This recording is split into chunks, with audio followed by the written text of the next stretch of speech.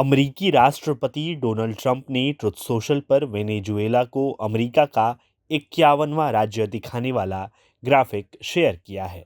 यह पोस्ट उस समय सामने आया जब ट्रंप चीन दौरे पर जा रहे थे। इससे एक दिन पहले वेनेजुएला की अंतरिम राष्ट्रपति डेल्सी रोड्रिगेज ने कहा था कि उनका देश कभी भी अमेरिका का 51वां राज्य बनने पर विचार नहीं करेगा। ट्रंप ने सोमवार को फॉक्स न्यूज से बातचीत में कहा कि वे वेनेजुएला को अमेरिका का नया राज्य बनाने पर गंभीरता से विचार कर रहे हैं। उन्होंने वेनेजुएला के तेल भंडार का जिक्र करते हुए कहा था कि वहां के लोग उन्हें पसंद करते हैं। You need their votes. And look, they know their policy is so bad. They know that if they gave those votes, they might never win another election. So they're fighting like hell. They're actually fighting for their survival because their policy, the Republicans have great policy, smart policy, strong borders, low interest rates, low taxes. We just gave you the largest tax cut in history. All these great policies, you know, we want a strong military. Look at our military. We have the strongest military. Look what happened in Venezuela. It was so incredible. People said the greatest military maneuver they've ever seen. Look what's happening in Iran.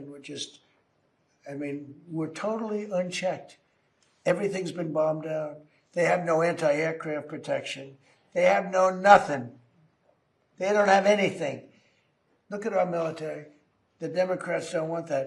And when I read the fake New York Times, you take a look at it, it's like, oh, they're putting up a good fight. They're not putting up a fight. They're not even shooting at us, okay? We have planes are just ruling the sky. We have airplanes. Those two. We have airplanes. Nice, right? Lincoln with a little modern touch. The great Benjamin Franklin with a little modern touch. But think of it. They are roaming the skies over Tehran. They're not even being shot at. इसके जवाब में Delsey Rodriguez ने Hague में international court of justice में सुनवाई के दौरान कहा, हम अपनी अखंडता, संप्रभुता, स्वतंत्रता और इतिहास की रक्षा करते रहेंगे। जनवरी में अमेरिकी बलों द्वारा राष्ट्रपति निकोलस मादुरो को हटाए जाने के बाद रोड्रिगेज ने अंतरिम राष्ट्रपति के तौर पर सत्ता संभाली थी। उनके नेतृत्व में वेनेजुएला ने तेल और खनन सेक्टर को विदेशी कंपनियों के लिए फिर से खोलने की दिशा में कदम उठाए हैं। इसी बीच अमेरिकी ऊर्जा विभाग ने दावा किया कि वेनेजुएला के एक रिसर्च रिएक्टर में 13.5 किलोग्राम यूरेनियम हटाया गया है। विभाग के मुताबिक यह अमेरिका, ब्रिटेन और वेनेजुएला का संयुक्त ऑपरेशन था। अंतर्राष्ट्रीय परमाणु ऊर्जा एजेंसी ने भी इसकी पुष्टि की है। अब इस घटनाक्रम को लेकर कई सवाल खड़े हो रहे हैं। क्या अमेरिका वेनेजुएला को अपना प्रभाव और बढ़ाना चाहता है? क्या तेल और प्राकृतिक संसाधनों की वजह से यह रणनीति बनाई जा रही है? और क्या ट्रंप का 51वां राज्य वाला बयान सिर्फ राजनीतिक बयानबाजी है या इसके पीछे कोई बड़ी रणनीति छुपी हुई है?